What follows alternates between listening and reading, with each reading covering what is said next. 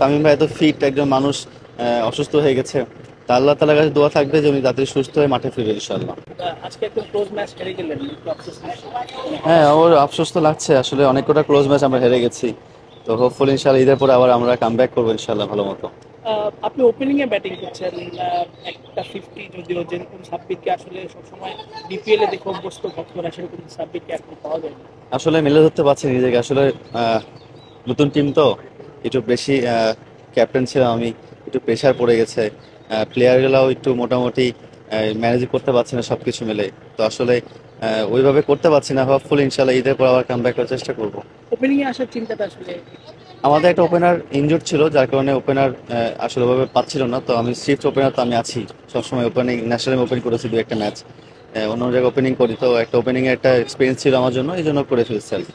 সাব্বির ভাই, কালকে নিশ্চয়ই তামিমের ঘটনা শুনেছেন, অ্যাজ এ প্লেয়ার আপনার জন্য কতটা খারাপ লাগার ব্যাপার, বা ওই মুহূর্তটা কেমন ছিল?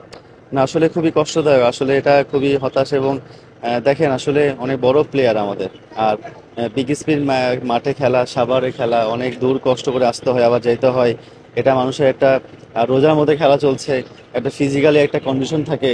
তো এটা আসলে অপ্রত্যাশিত ছিল যে তামিম ভাই এত ফিট একজন মানুষ অসুস্থ হয়ে গেছে, তা আল্লাহ তাআলার কাছে দোয়া থাকবে যে উনি তাড়াতাড়ি সুস্থ হয়ে মাঠে ফিরবে ইনশাআল্লাহ। কালকেও দেখছিলাম আপনারা দোয়া করছিলেন তামিমের জন্য। আসলে এটাই কি আসলে হওয়া উচিত কিনা, যে টিমমেটের প্রতি ভালোবাসা, বা সবাই যেরকম ছুটে গেছে, আসলে এটা কি বোঝায় কিনা যে বাংলাদেশ ক্রিকেট আসলে যার যত কিছু সবাই একসাথেই আছে? না না, অবশ্যই ভাই, এটা তো আমাদের আমাদের প্লেয়ার মানে হচ্ছে আমাদের পরিবার। হ্যাঁ, পরিবার জন্য দোয়া যদি না করি তাহলে কার জন্য করবো আমরা? আর আমার যদি বড় ভাই, আমরা একসাথে খেলাধুলা করছি, অনেক সময় ডিসিশন শেয়ার করেছি। তো আমার দোয়া তো সবসময়, আমি আমি শিওর, আমি না 16 কোটি মানুষের বেশি দোয়া করতে হবে সবাই ইনশাআল্লাহ। তামিম ভাই আজকে হয়তো ঢাকায় ফিরে যাচ্ছেন, এবার হয়তো ভর্তি হবেন, তাকে দেখতে যাবেন। হ্যাঁ হ্যাঁ, অবশ্যই যাবো। আসলে সাভারে তো আসার ম্যাচ ছিল, প্র্যাকটিসের আসা হয় নাই। তো এবারের আমার কাজ থাকবে ইনশাআল্লাহ, আমি অবশ্যই দেখতে যাবো ইনশাআল্লাহ। সাকিব আল হাসান ফেসবুকে পোস্ট করেছেন, আজকে বাবা মাকে পাঠিয়েছেন তামিমকে দেখার জন্য। মানে এটা নিশ্চয়ই যারা ক্রিকেটার, যারা সাকিবের মানে সাকিবের সাথে যাদের ভালো সম্পর্ক, তাদের জন্য এটা আসলে খুশি কিনা?